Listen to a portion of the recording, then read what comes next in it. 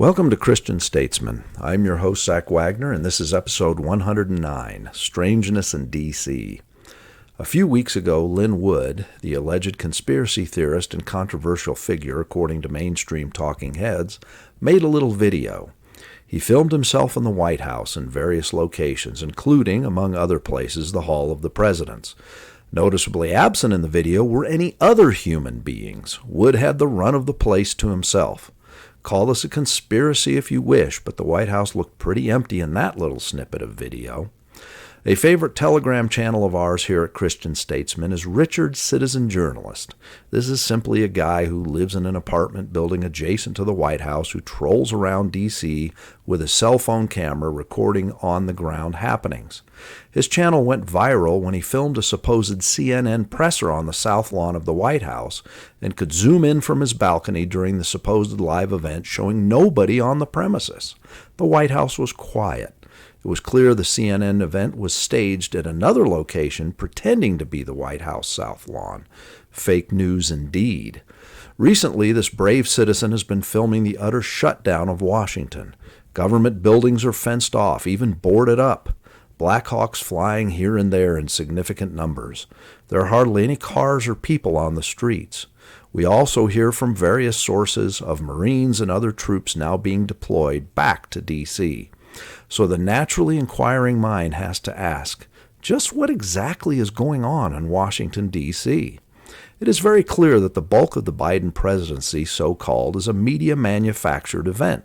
What exactly is happening, who is running things behind the scenes, remains a bit of a mystery. We could forward many theories here and would probably be on target with our predictions of what this all adds up to.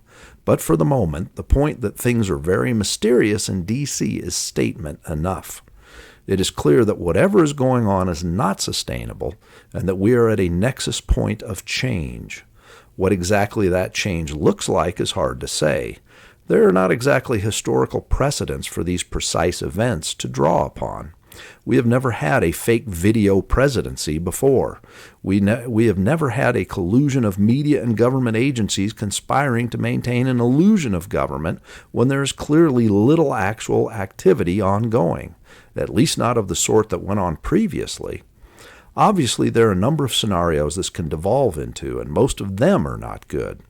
It is hard to see how this does not become unsettling, divisive, incendiary, or worse. The fake Biden administration is becoming harder and harder to sustain. What sort of tricks do the powers propping up Biden have up their sleeve once the illusion wears off? False flags, perhaps, or worse, meddling with our social and financial systems? The social and economic fallout that could result should be obvious. Any of it would be painful for the average citizen. Perhaps the larger question is, what will it take to awaken the typically somnambulant citizen from their political slumber?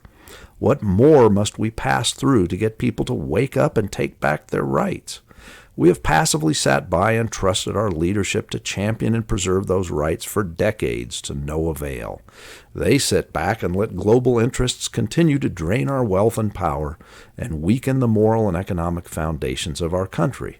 What will it take to bring the average citizen to a breaking point where they stand up and cry, enough?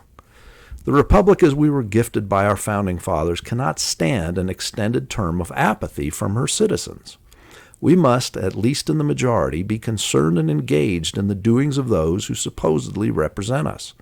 To find ourselves at the point where that representation is little more than a Saturday morning cartoon is a bit concerning. Granted, our cartoons appear to be engaged in real adult diplomatic activities, but again, we must understand that most of this is just a show to mesmerize the masses into believing their interests are being forwarded while the real agenda grinds away unnoticed behind the scenes. Perhaps if Lin Wood's video natives and many of their bureaucratic underlings are not at home in their workspace for the time being. We should very much be wondering why, and wondering what comes next. It is likely time to brace and expect the unexpected.